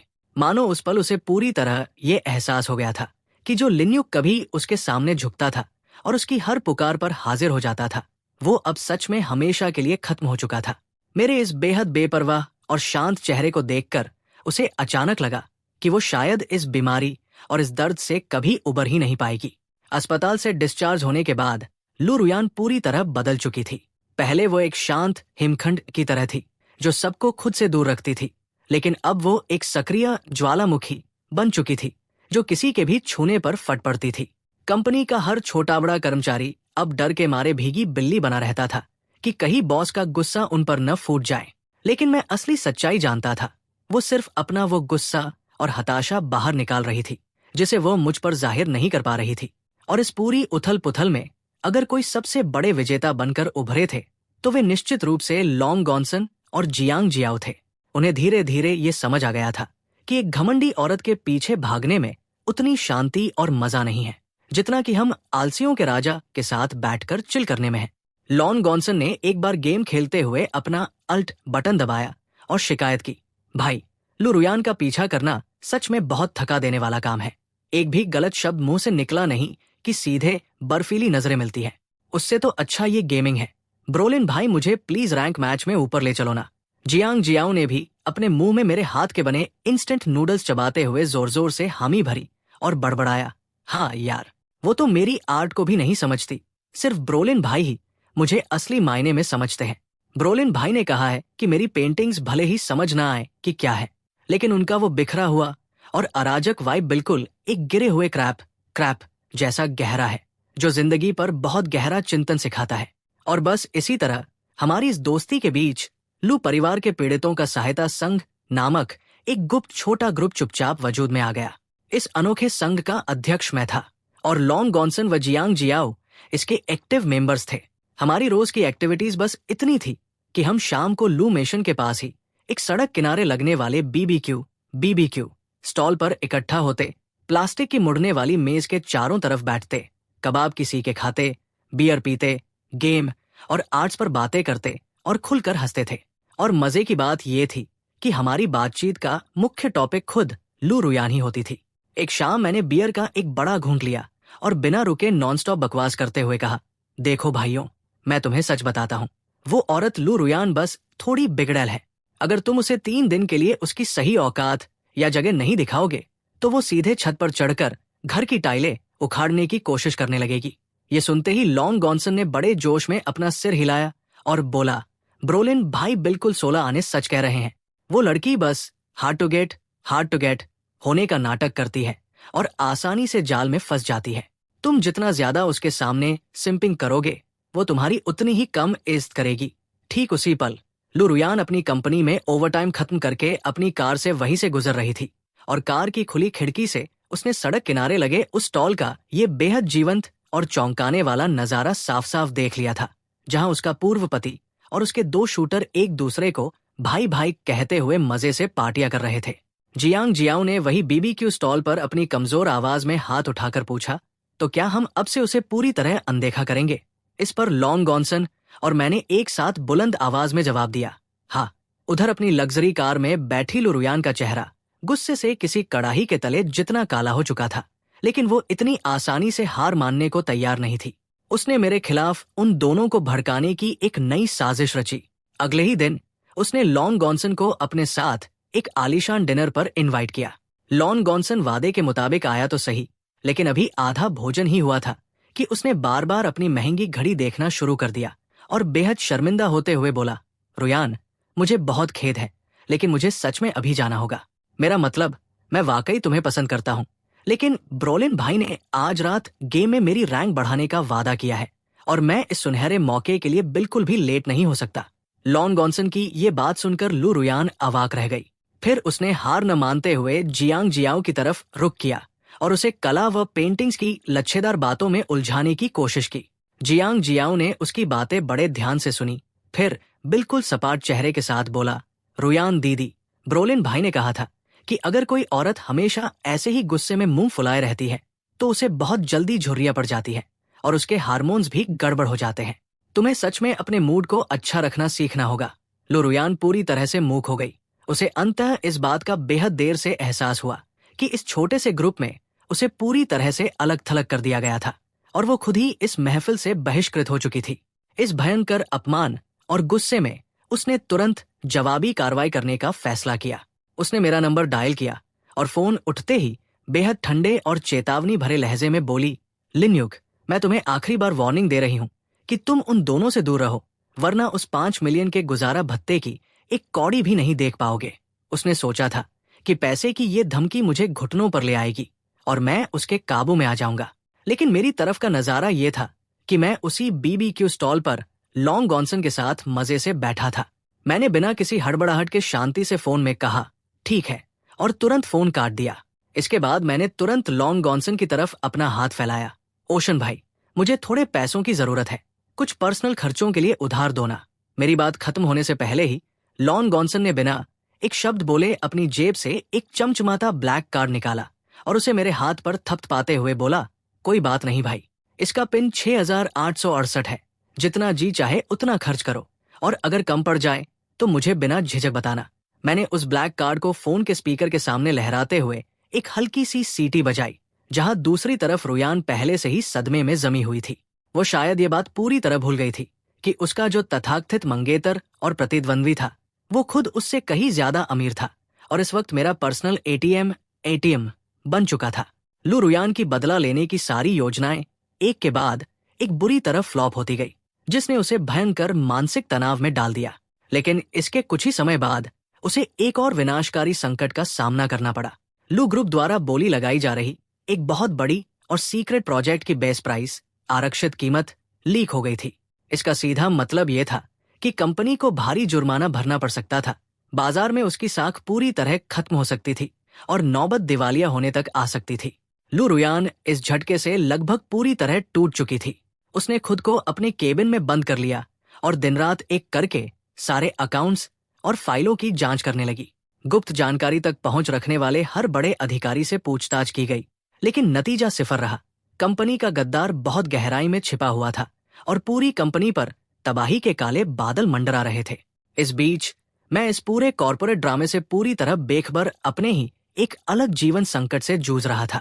दरअसल मैंने लॉन्ग गॉनसन से उधार लिए सारे पैसे ऐशो आराम में उड़ा दिए थे और उस महंगे एस्पोर्ट्स होटल का बिल न चुका पाने के कारण उन्होंने मुझे सीधे सामान के साथ बाहर का रास्ता दिखा दिया था। कोई दूसरा रास्ता न देखकर मुझे रात गुजारने के लिए एक बिल्कुल परफेक्ट और मुफ्त की जगह सूझी लू ग्रुप का सेंट्रलाइज्ड सर्वर रूम। जब मैं 3 साल तक उसका हाउस हस्बैंड था और उसकी 24 घंटे की सेवा में तैनात रहता था, तब लू रुयान ने मुझे पूरी कंपनी का एक मास्टर की कार्ड दिया था। तलाक के वक्त वो गुस्से में इतनी अंधी हो चुकी थी कि वह मुझसे वो कार्ड वापस लेना ही भूल गई। कंपनी का सर्वर रूम 24 घंटे चिल्ड एयर कंडीशनिंग से लैस था और वहां पूरी तरह शांति और सुरक्षा थी। मेरे लिए ये किसी 5 स्टार मुफ्त होटल से कम नहीं था। लिहाजा रात के अंधेरे का फायदा उठाकर मैं चुपचाप सर्वर रूम में घुस गया। एक बड़े सर्वर रैक के पीछे छिपी हुई जगह ढूंढी, फर्श पर कुछ गत्ते बिछाए और तुरंत गहरी नींद में सो गया। लेकिन आधी रात को मेरी नींद कुछ संदिग्ध फुसफुसाहटों की आवाज से खुली। कोई बेहद धीमी और सचेत आवाज में कह रहा था, चिंता मत करो बॉस वांग, लू ग्रुप के आरक्षित मूल्य के सारे दस्तावेज भेज दिए गए हैं। लू रुयान इस बार बाजार से पूरी तरह खत्म है। शांत सर्वर रूम में उस आदमी की ये आवाज बहुत साफ सुनाई दे रही थी। मैंने झुंझलाहट में अपनी भौहें सिकोड़ी। मुझे गुस्सा आ रहा था कि इस लड़के में थोड़े से भी पब्लिक मैनर्स नहीं है। भला आधी रात को जब लोग सो रहे हों तो इतनी जोर से कॉल पर कौन बात करता है। मैंने बिना कोई शोर किए जेब से अपना फोन निकाला, रिकॉर्डिंग का बटन दबाया और वापस हो गया ताकि अगली सुबह मैनेजमेंट से इस बात की शिकायत करने के लिए मेरे पास सबूत रहे। अगली सुबह जब मेरी आंख खुली तो मुझे जोरों की भूख लगी थी। अपनी उसी नींद भरी हालत में मैं सर्वर रूम से बाहर आया और पैंट्री में कुछ नाश्ता ढूंढने लगा। जैसे ही मैं मुख्य कॉन्फ्रेंस रूम के पास से गुजरा, मुझे अंदर से लू रुयान के चीखने की आवाज आई, जो अपने अधिकारियों पर चिल्ला रही थी, जांच करो, अगर जमीन को 3 फुट नीचे तक भी खोदना पड़े तो उस गद्दार को ढूंढकर बाहर निकालो। उसकी इस चीख पुकार से तंग आकर मैंने कॉन्फ्रेंस रूम का दरवाजा धकेला और अपना सिर अंदर घुसाते हुए चिढ़कर कहा, सुबह सुबह कौन इतना शोर मचा रहा है? क्या तुम लोगों को चैन से सोने भी नहीं दोगे? मेरे पैर रखते ही रूम में मौजूद सभी बोर्ड मेंबर्स और खुद लू रुयान मुझे ऐसे घूरने लगे जैसे उन्होंने दिन के उजाले में कोई भूत देख लिया हो। लू रुयान हैरान और गुस्से से कांपती हुई चिल्लाई, लिन्युग, तुम यहाँ इस वक्त क्या कर रहे हो? मैंने पूरी सहजता से कहा, बस पैंट्री से पानी लेने आया था। मैं ऐसे अंदर चला आया मानो वो कॉन्फ्रेंस रूम न होकर मेरा अपना घर हो। मैंने मेज से पानी की एक बिना खुली बोतल उठाई, उसका ढक्कन खोला और सबके सामने गटगट करके पीने लगा। सभी अधिकारी मुझे किसी बिन बुलाए बदतमीज मेहमान की तरह देख रहे थे, लेकिन किसी में बोलने की हिम्मत नहीं थी। तभी लू रुयान का एक चापलूस वाइस प्रेसिडेंट वीपी अपनी वफादारी दिखाने के लिए आगे बढ़ा और मेरी तरफ उंगली उठाकर चिल्लाया, सिक्योरिटी, सिक्योरिटी, इस बाहरी आवारा को तुरंत धक्के मारकर बाहर निकालो। मैंने शांति से पानी खत्म किया, एक जोरदार डकार ली और अपनी जेब से फोन निकालकर सीधे कॉन्फ्रेंस टेबल पर सरकाते हुए कहा, ज्यादा चिल्लाओ मत, ये लड़का बहुत तेज आवाज में बोलता है, तुम लोग खुद ही इससे निपट लो। ये कहकर मैंने फोन का प्ले बटन दबा दिया। पल भर में कल आधी रात की उस सीक्रेट कॉल की पूरी रिकॉर्डिंग पूरे कमरे में साफ और गूंजती हुई आवाज में गूंज उठी। रिकॉर्डिंग जैसे ही खत्म हुई, लू रुयान के ठीक सामने बैठा वही वीपी डर के मारे अपनी कुर्सी से सीधे नीचे फर्श पर गिर पड़ा और उसका चेहरा राख की तरह सफेद हो गया। पूरा कमरा एक बार फिर सन्नाटे में डूब गया और सब मुझे किसी चमत्कारी देवता की तरह देखने लगे। जो संकट पूरी कंपनी को पल भर में तबाह कर सकता था, उसे एक ऐसे आलसी आदमी ने सबसे हास्यास्पद तरीके से चुटकियों में हल कर दिया था, जो सिर्फ एक अच्छी नींद के लिए मुफ्त की ऐसी हवा खाने आया था। लू रुयान ने पूरी तरह बेबस होकर मुझे घूरा। उसका मुंह खुला का खुला रह गया था, लेकिन उसके गले से एक शब्द भी नहीं निकल पा रहा था। उसने शायद अपने सबसे बुरे सपने में भी नहीं सोचा था कि लू ग्रुप को इस भीषण तबाही से बचाने वाला उसका वह पूर्व पति होगा, जिसे वो हमेशा निकम्मा और तुच्छ समझती थी, और वह भी इस वक्त उसके सामने बैगी शॉर्ट्स और फ्लिप फ्लॉप चप्पलों में खड़ा था। कंपनी का ये बड़ा संकट टल गया और उस गद्दार वीपी को तुरंत पुलिस के हवाले कर दिया गया। लू रुयान इस जीत की खुशी में मेरे लिए एक बहुत बड़ी सक्सेस पार्टी रखना चाहती थी और यहाँ तक कि मुझे एक बहुत बड़ा बोनस देने की प्लानिंग कर रही थी। लेकिन मैंने उसे सीधे मना करते हुए कहा, इन सब फालतू की परेशानियों की कोई जरूरत नहीं है। बस जो भी पैसा बनता है उसे सीधे मेरे बैंक अकाउंट में ट्रांसफर कर देना। नंबर तुम्हें पहले से पता है। मुझे इस कदर पूरी तरह बेपरवाह और उदासीन देखकर लू रुयान को अपनी जिंदगी में पहली बार एक बहुत गहरी बेबसी और असहायता महसूस हुई। वो समझ ही नहीं पा रही थी कि मैं हकीकत में किस मिट्टी का बना इंसान हूं। इसी कशमकश में उसने हमारी 3 साल की शादी के हर एक छोटे से छोटे वाक्य और विवरण को फिर से खंगालना शुरू कर दिया। उसने कंपनी की पिछले 3 सालों की सभी सीसीटीवी फुटेज निकाली, पुरानी प्रोजेक्ट फाइलों की समीक्षा की और उसे अनगिनत ऐसे राज मिले जिन्हें उसने पहले कभी नोटिस ही नहीं किया था। उसे पता चला कि एक पुरानी बिजनेस पार्टी में जब एक रसूखदार क्लाइंट नशे में धुत होकर उसके साथ बदतमीजी करने की कोशिश कर रहा था, तो ये लिन्युग ही था जो चुपचाप उसके सामने दीवार बनकर खड़ा हो गया था और उसकी साख बचाने के लिए क्लाइंट की तरफ से चाइनीज शराब बैजू की पूरी बोतल खुद पी गया था, जिसके बाद वो आधी रात तक बाथरूम में उल्टियां करता रहा था। उसे ये भी याद आया कि जब एक बहुत बड़े प्रोजेक्ट की बातचीत डेडलॉक पर पहुंच गई थी, तब ये लिन्युग ही था जिसने घर में बेमतलब की छोटी छोटी बातों का उदाहरण देकर उस गतिरोध को तोड़ने का असली रास्ता सुझाया था। ऐसे अनगिनत मौके थे जब उसने चुपचाप उन सभी मुश्किलों को खुद संभाल लिया था जिनसे रुयान निपटना नहीं चाहती थी और उसे हर परेशानी से सुरक्षित रखा था। लेकिन असली लिन्युग ने कभी इन एहसानों का जिक्र तक नहीं किया था और रुयान ने अपने घमंड में कभी उन पर ध्यान नहीं दिया था। लू रुयान अपने उस विशाल खाली केबिन में बैठी कंप्यूटर स्क्रीन पर उस आदमी को देख रही थी जिसके चेहरे पर कभी उसके लिए हमेशा एक चापलूसी भरी मुस्कान रहती थी। ये सोचकर उसका दिल अंदर से बुरी तरह बैठने लगा। उसने खुद को समझाना शुरू किया कि लिन्युग सच में बेकार नहीं है। उसने बस अपनी सारी प्रतिभा और काबिलियत को छिपाकर चुपचाप एक ढाल की तरह मेरी रक्षा की थी और वो वाकई उन 5 मिलियन रुपयों का लालची नहीं था। उसने बेहद भावुक होकर सोचा कि मैंने उसका दिल बहुत बुरी तरह तोड़ा है। सच्ची निराशा तो एक मरे हुए दिल की तरह होती है, इसीलिए उसने बिना एक पल गवाए इतनी आसानी से तलाक के कागजों पर साइन कर दिए थे और इसीलिए वो अब मेरी सुलह की हर कोशिश के प्रति पूरी तरह सुन्न हो चुका है। अपने इस आत्मग्लानि से भरे सिद्धांत को सच साबित करने के लिए उसने तुरंत जियांग जियाओ को ढूंढा और पूछा, जियाओ, लिन्युग ने मेरे बारे में तुमसे कभी कुछ कहा था क्या? जियांग जियाओ उस वक्त अपनी कैनवास पर पेंटिंग करने में व्यस्त था। उसने बिना सिर उठाए बेहद कैजुअल अंदाज में जवाब दिया, हाँ, ब्रोलिन भाई ने कहा था कि तुम्हारा स्वभाव बहुत ही घटिया और जिद्दी है और तुम्हारा व्यक्तित्व किसी सार्वजनिक शौचालय के उस सख्त पत्थर जैसा है जिससे जो कोई भी टकराएगा या शादी करेगा उसके अगले 3 जन्म पूरी तरह बर्बाद हो जाएंगे।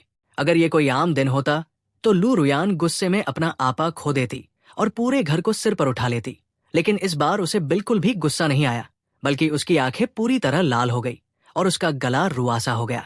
उसने भर्राई आवाज में सोचा, तो वो मुझे इतने दिनों से इस कदर सह रहा था।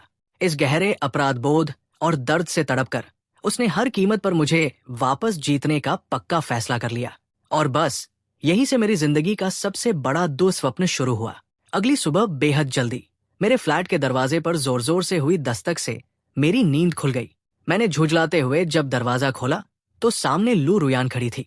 उसके हाथ में एक गर्म सूप का थर्मस था और उसका चेहरा शर्म व झिझक के कारण अस्वाभाविक रूप से लाल हो रहा था। उसने बहुत कोमल आवाज में कहा, लिन्युग, मैंने खास तुम्हारे लिए अपने हाथों से नाश्ता बनाया है।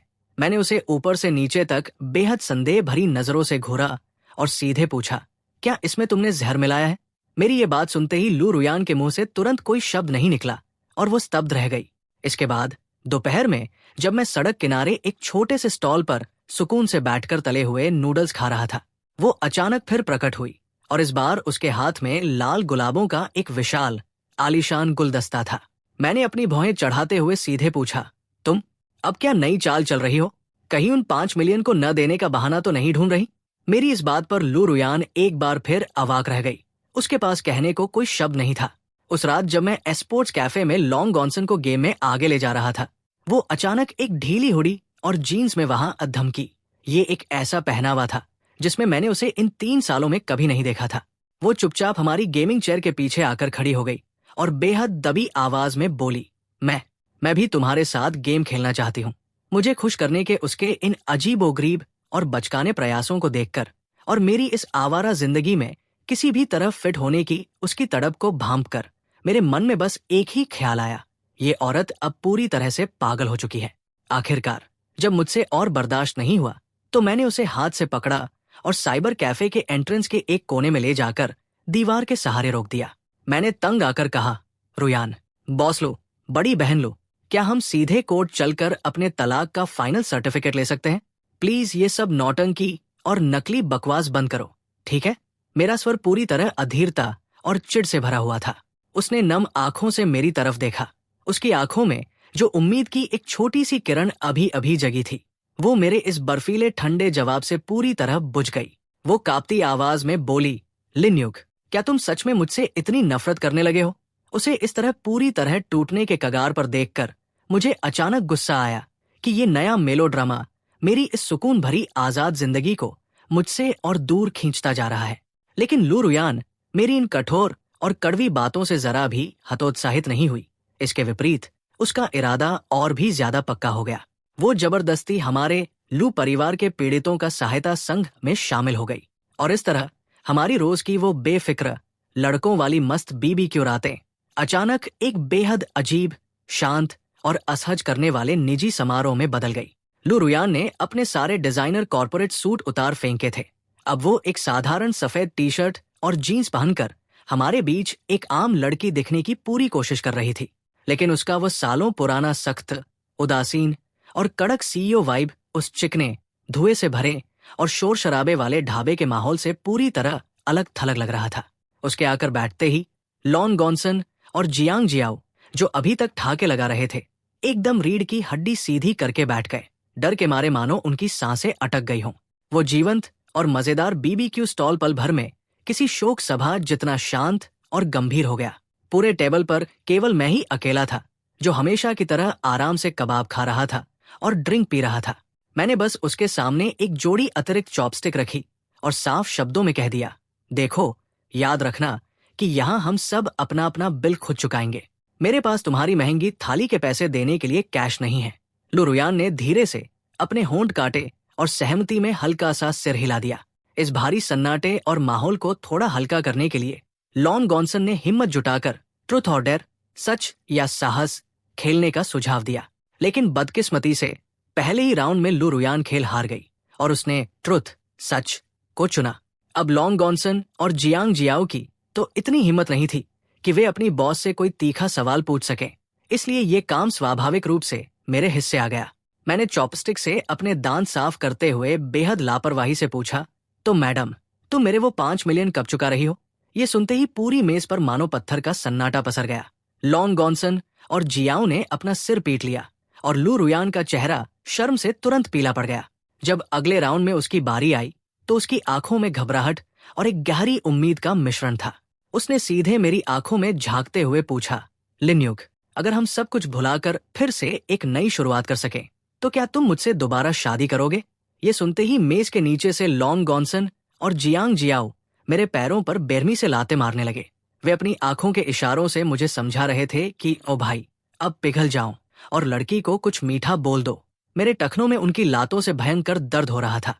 लेकिन लू रुयान की आंखों में फिर से जलती हुई उम्मीद की रोशनी देखकर मैंने अपना गला साफ किया और पूरी गंभीरता से जवाब दिया, बिल्कुल नहीं। मैं स्पष्ट रूप से देख सकता था कि मेरा ये जवाब सुनते ही उसकी आंखों की बची कुची रोशनी भी तुरंत कांच की तरह बिखर गई। लेकिन मैं वहीं नहीं रुका। मैंने अपनी बात जारी रखते हुए कहा, देखो, किसी का शुगर बेबी बनकर रहना बेहद आरामदायक और मजेदार है, लेकिन मेरे लिए मेरी आजादी इस दुनिया में किसी भी चीज से बढ़कर है। वैसे अगर तुम बिना शादी किए ही मुझे वो 5 मिलियन दे सको तो वो डील मेरे लिए बहुत बढ़िया रहेगी। ये सुनते ही वहां का तापमान मानो तुरंत -डिग्री में गिर गया। लू रुयान अब अपनी भावनाओं के सैलाब को और नहीं रोक सकी। उसने मेज पर रखी बियर की बोतलें उठाईं और एक के बाद एक कई बोतलें गटगट करके खाली कर गई।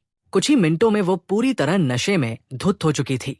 नशे के सुरूर में उसने अचानक खुद को आगे बढ़ाया और मेरी बाहों में फेंक दिया। उसने मुझे पागलों की तरह कसकर गले लगा लिया और फुटफुट कर रोने लगी, लिन्युग, मैं तुम्हें तलाक नहीं दूंगी। मैं तलाक का कागज देखने से पहले मर जाना पसंद करूंगी। एक बेहद खूबसूरत, नाजुक और महकती हुई औरत इस तरह मुझसे पूरी तरह सटी हुई थी, जिससे मुझे ऐसा लगा जैसे शरीर में हाई वोल्टेज बिजली का झटका लगा हो। मैंने तुरंत अपने दोनों हाथ आत्मसमर्पण की मुद्रा में हवा में ऊपर उठा दिए और घबराकर उन 2 बेवकूफों पर चिल्लाया जो मजे से ये लाइव शो देख रहे थे, अरे अरे, तुम दोनों मेरे गवाह रहना, कोई मुझ पर झूठे इल्जाम मत लगाना। इसने खुद मुझ पर झपट्टा मारा है। मैंने इसे हाथ तक नहीं लगाया है। लेकिन लॉन्ग गॉनसन और जियांग जियाओ की इस वक्त मेरी मदद करने की रत्ती भर भी इच्छा नहीं थी। लॉन गॉनसन ने तुरंत इस ऐतिहासिक पल का वीडियो रिकॉर्ड करने के लिए अपना फोन निकाल लिया, जबकि जियांग जियाओ ने अपनी स्केचबुक संभाली और तेजी से पेंसिल चलाकर लाइव स्केच बनाने लगा। वे दोनों आपस में बड़बड़ा रहे थे। वाह यार, साल का सबसे सुपरहिट ड्रामा। ये लव ट्रायंगल तो सच में बहुत रोमांचक है। एक टूटी हुई बेबस महिला सीईओ बनाम एक पत्थर दिल बेदर्द आलसी आदमी। कलात्मक तनाव, आर्टिस्टिक टेंशन बिल्कुल अपने मैक्सिमम लेवल पर है। अपनी बाहों में बेकाबू होकर सिसक रही उस औरत को देखकर और फिर अपने इन दो नौटंकीबाज तमाशा प्रेमी अराजक भाइयों को ताकते हुए मुझे अपनी जिंदगी में पहली बार अपने इस आरामदेह और आलसी जीवन के पूरे लक्ष्य पर एक बहुत गहरा संदेह हुआ। मुझे लगा कि ये लाइफस्टाइल तो सुबह 9 से शाम 5 बजे वाली नौकरी से भी कहीं ज्यादा थका देने वाली है।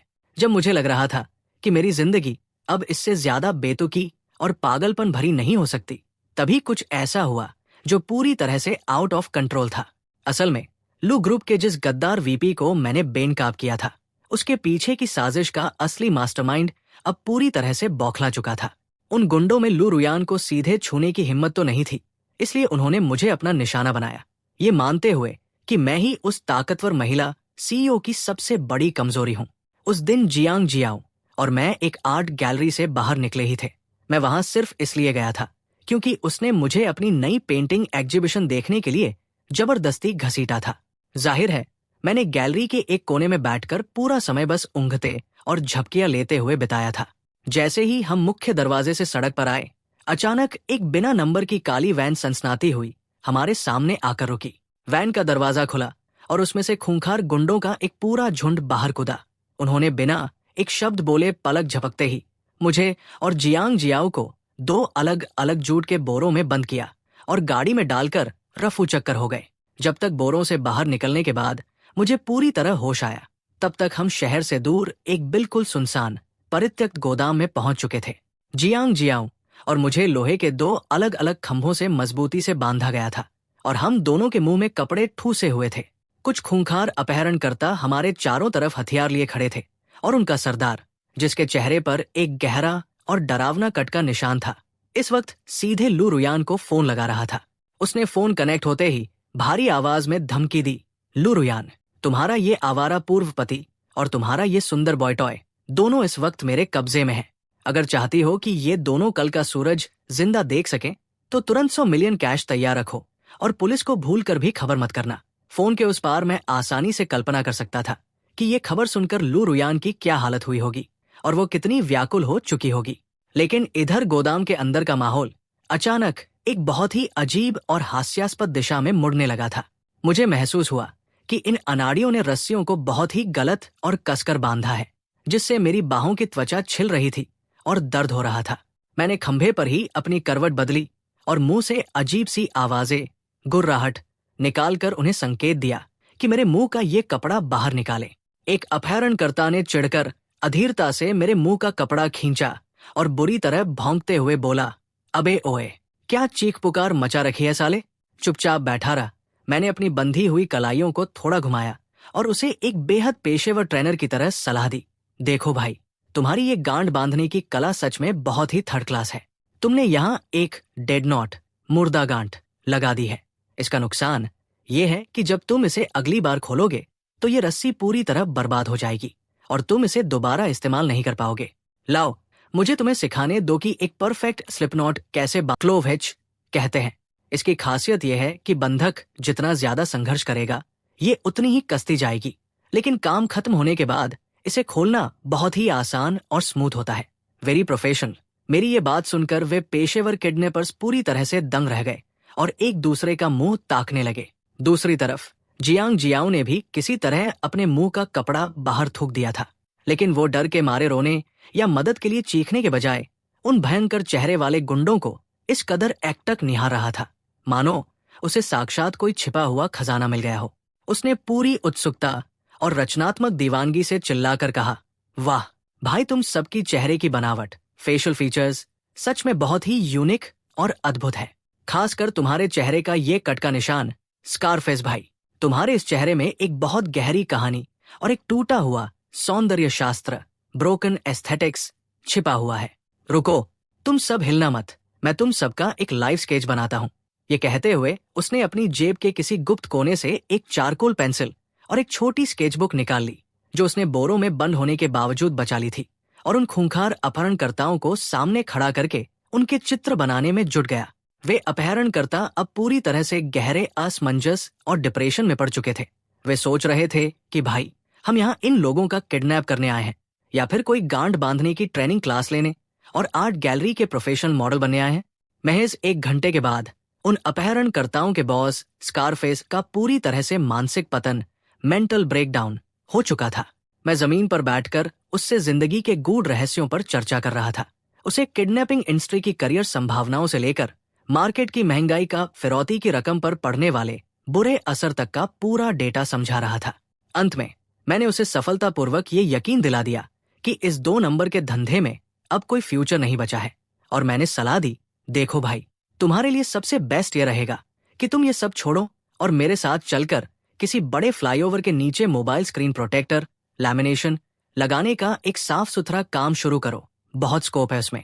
इसी बीच जियांग जियाओ ने भी अपनी कलाकृति पूरी कर ली थी, और उसने बड़े गर्व से वो स्केच स्कारफेस के हाथ में सौंप दिया।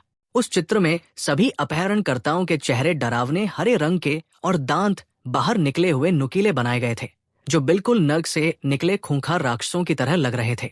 जियाओ ने उत्साह से कहा, देखो भाई, मैंने तुम्हारी आत्मा के अंदर चल रहे उस जंगली और आदिम संघर्ष को सच में इस कागज पर उतार दिया है।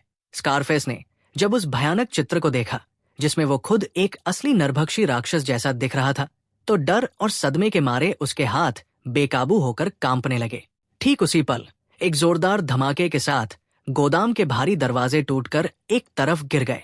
लू रुयान और लॉन्ग गॉन्सन दोनों काले रंग के सूट पहने अपने दर्जनों हथियारबंद गार्ड्स की एक लंबी कतार के साथ बेहद आक्रामक अंदाज में अंदर दाखिल हुए। लू रुयान की आवाज में आंसू और घबराहट घुली हुई थी जब वो चिल्लाई, लिन्युक।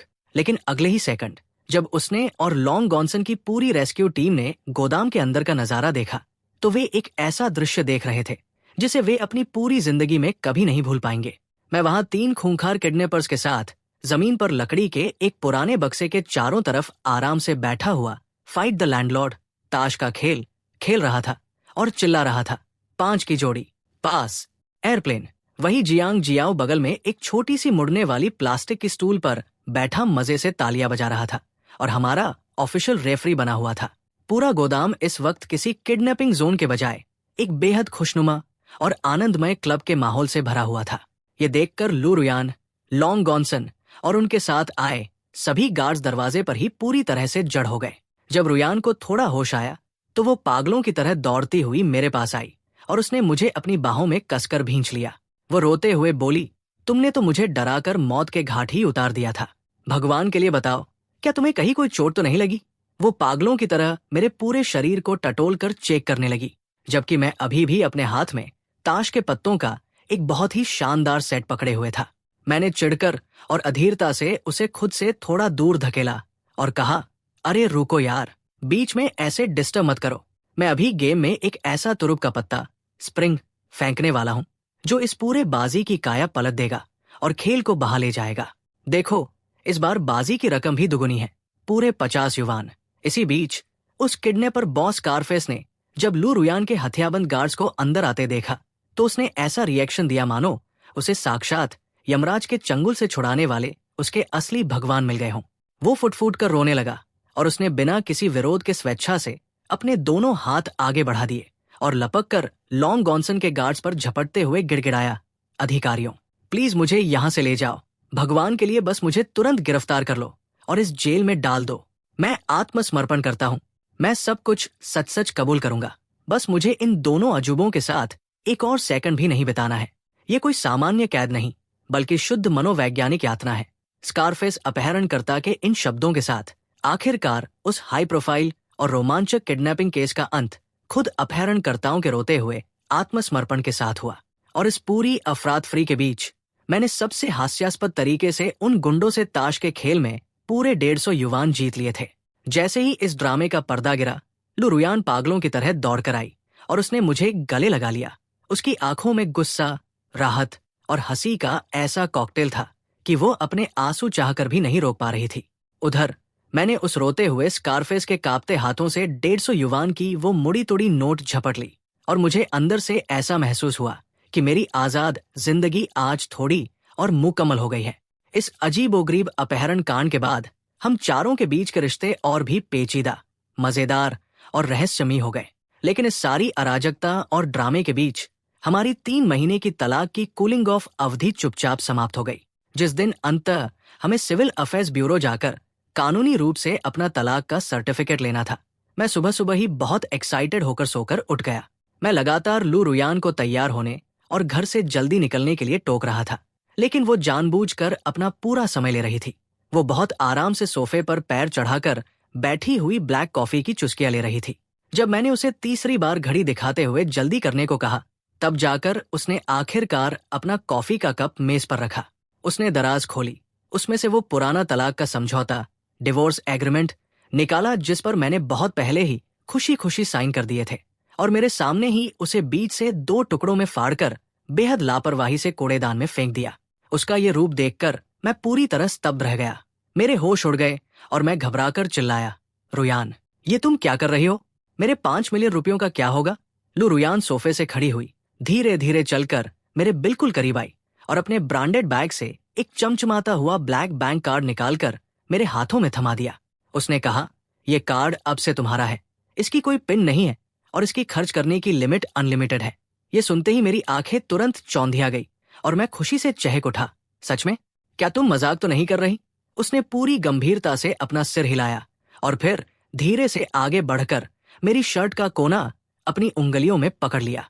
उसकी आवाज इस वक्त बहुत कोमल थी, लेकिन उसमें एक ऐसा अटल संकल्प था जिसे बदला नहीं जा सकता था। वो बोली, कार तुम्हारा है, जितना जी चाहे उतना उड़ाओ, लेकिन तुम सिर्फ और सिर्फ मेरे हो। उसकी उन खूबसूरत आंखों में झांकते हुए, जो अब कॉर्पोरेट बॉस की तरह बर्फीली ठंडी नहीं थी, बल्कि एक अजीब सी जिद और थोड़ी सी विनती से भरी हुई थी, और हाथ में उस असीमित पैसों वाले ब्लैक कार्ड को दबाए हुए, जो मुझे जीवन भर बिना कुछ किए राजाओं की तरह ऐश कराने के लिए काफी था, मैं एक बहुत ही गहरे चिंतन में पड़ गया। मैंने मन ही मन सोचा कि चलो, ये सौदा भी पूरी तरह से अस्वीकार्य नहीं है। नतीजतन हमारा वो तलाक कभी हुआ ही नहीं। मैं अब कानूनी और आधिकारिक रूप से अपने सपनों का वह परमालसी जीवन जीने लगा जिसकी कल्पना हर इंसान करता है। असीमित पैसा खर्च करना, काम पर जाने की रत्ती भर भी जरूरत न होना, और एक ऐसी रईस पत्नी जो पूरे घर का खर्च अकेले संभालती है, जो कभी कभी थोड़ी सनकी जरूर हो जाती है, लेकिन दिखने में बेहद खूबसूरत और आंखों को सुकून देने वाली है। उधर लॉन गॉन्सन ने भी समझदारी दिखाते हुए लू रुयान का पीछा करना पूरी तरह छोड़ दिया। उसे समय रहते ये एहसास हो चुका था कि किसी मर्द के लिए अपनी होने वाली साली से रोमांस की जंग लड़ना वैसे भी एक हारी हुई बाजी है। इसके बजाय अब वो मुझे अपना बॉस मानने लगा था। हर 2-4 दिनों में वह अपनी चमचमाती स्पोर्ट्स कार लेकर सीधे हमारे लू मेशन आलीशान बंगले आ धमकता, सिर्फ इसलिए ताकि वह मुझसे लेटेस्ट सीईओ रोमांस उपन्यासों की गॉसिप कर सके और मैं गेम में उसकी रैंक बढ़ा सकूं। वहीं दूसरी तरफ जियांग जियाओ तो जैसे मेरा परमानेंट चेला और साइडकिक बन चुका था। वो पूरे दिन मेरे पीछे पीछे ब्रोलिन भाई चिल्लाता रहता, और जब तक मैं उसे ढाबे का जंक फूड न खिला दूं, तब तक वो घर में किसी 200 पाउंड के छोटे बच्चे की तरह उछलता रहता। और इन सबके बीच लू ग्रुप की वो खूंखार, प्रतिष्ठित और बर्फीली महिला सीईओ लू रुयान अपने ही घर में अजीब तरीके से सबसे निचले दर्जे की सदस्य बन चुकी थी। हर दिन जब वो दिन भर कॉर्पोरेट मीटिंग निपटा कर थक हार कर घर आती, तो उसे कभी भी कोई शांत, संस्कारी या स्वागत करने वाला पारिवारिक नजारा देखने को नहीं मिलता था। इसके बजाय वो जैसे ही हॉल में कदम रखती, उसे हम 3 नमूने पूरे लिविंग रूम को आसमान पर उठाए हुए दिखते। एक सोफे पर औंधा लेटकर गेमिंग कंसोल पर चिल्ला रहा होता, दूसरा किनारे बैठकर पॉपकॉर्न खाते हुए उसका उत्साह बढ़ा रहा होता, और तीसरा घर की महंगी दीवारों पर मॉडर्न आर्ट की आड़ में अजीबोगरीब भित्ति चित्र, ग्रेफिटी बना रहा होता।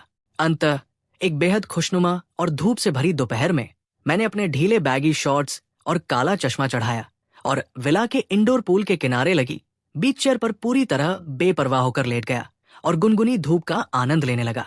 लू रुयान वही पास में एक बड़े छतरी वाले शेड के नीचे बैठी थी और अपनी गोद में लैपटॉप रखे कंपनी के बेहद जरूरी दस्तावेजों को निपटा रही थी। वहीं सामने स्विमिंग पूल में लॉन्ग गॉनसन और जियांग जियाओ प्लास्टिक की बड़ी बड़ी वाटर गन्स लेकर एक दूसरे पर पानी की बौछारें कर रहे थे और अपनी रई जिंदगी का पूरा मजा ले रहे थे। मैंने हाथ बढ़ाकर अपनी बर्फीली कोला का एक बड़ा घूंट लिया और एक बहुत ही संतुष्ट, आरामदायक आह भरी। मैंने मुस्कुराते हुए सोचा कि मेरी ये जो ट्रांसमिग्रेशन, पुनर्जन्म की यात्रा थी, इसमें भले ही मैं कोई महान योद्धा बनकर पहाड़ों में बाघों को मुक्के मारने या समुद्र में ड्रैगन्स को लाते मारने नहीं गया, लेकिन मैं अपने तथाकथित सबसे बड़े प्रतिद्वंद्वी लॉन्ग गॉनसन और उस सन की जियांग जियाओ को अपना पक्का भक्त बनाने में जरूर कामयाब रहा। और सबसे बड़ी बात, मेरी पत्नी खुद घर का सारा खर्च उठाती है। अपनी शर्तों पर जीने और बिना कुछ किए सब कुछ पा लेने के इस खास अंदाज को ही तो असल मायनों में जिंदगी के सर्वोच्च शिखर पर पहुंचना कहते हैं, है ना? मैं अभी इन बेहद खूबसूरत और दार्शनिक विचारों में पूरी तरह खोया ही हुआ था कि अचानक लू रुयान की वही जानी पहचानी सख्त और ठंडी आवाज गूंजी, लिन्युग, बहुत नाटक हो गया, चलो जल्दी उठो, तुम्हारी दवा लेने का समय हो गया है। उसकी आवाज सुनते ही मैं बिना हिले डुले बिल्कुल सीधा लेट गया और एक मरे हुए इंसान, लाश की तरह एक्टिंग करने लगा। वो अपने हाथों में एक चीनी मिट्टी के कटोरे में बेहद कड़वी, गहरे मटमैले रंग की ट्रेडिशनल चाइनीज दवा लेकर आई थी, जिसके ऊपर कुछ लाल खजूर और गोजी बेरी तैर रहे थे। उसने कड़क लहजे में कहा, ये एक बहुत ही खास आयुर्वेदिक टॉनिक है जिसे मैंने एक बूढ़े और नामी डॉक्टर से विशेष रूप से सिर्फ तुम्हारे लिए मंगवाया है ताकि तुम्हारी शारीरिक ऊर्जा वापस आ सके। तुम आजकल बहुत ज्यादा वीडियो गेम्स खेलने लगे हो जिससे तुम्हारा शरीर अंदर से कमजोर होता जा रहा है। मैंने अपनी आंख की एक पलक तक नहीं झपकाई और सोते हुए ही बेहद ढीठ अंदाज में बुदबुदाया, कृपया ध्यान दे, उपभोक्ता इस वक्त पूरी तरह मर चुका है और लाश बनने का नाटक कर रहा है। अगर कोई बहुत जरूरी बात हो तो मेरे नाम के कुछ कागजी नोट और अगरबत्ती जला दो, लेकिन प्लीज सोते हुए इंसान को परेशान मत करो। मुझे इस कदर पूरी तरह बेशर्म, ढीठ और बेपरवाह एक्टिंग करते देखकर लू रुयान ने अपनी बेबसी में सिर्फ अपना सिर हिलाया, लेकिन तभी उसके उन खूबसूरत होठों के कोने एक बेहद कोमल और प्यारी मुस्कान में मुड़ गए जिसके बारे में शायद उसे खुद भी अंदाजा नहीं था। आसमान में धूप बिल्कुल परफेक्ट थी, हवा के झोंके बेहद हल्के और सुहावने थे और पूरी दुनिया से बेखबर होकर आलसी बने रहने के लिए समर्पित ये कमाल की जिंदगी सच में बहुत ही खूबसूरत थी। The end.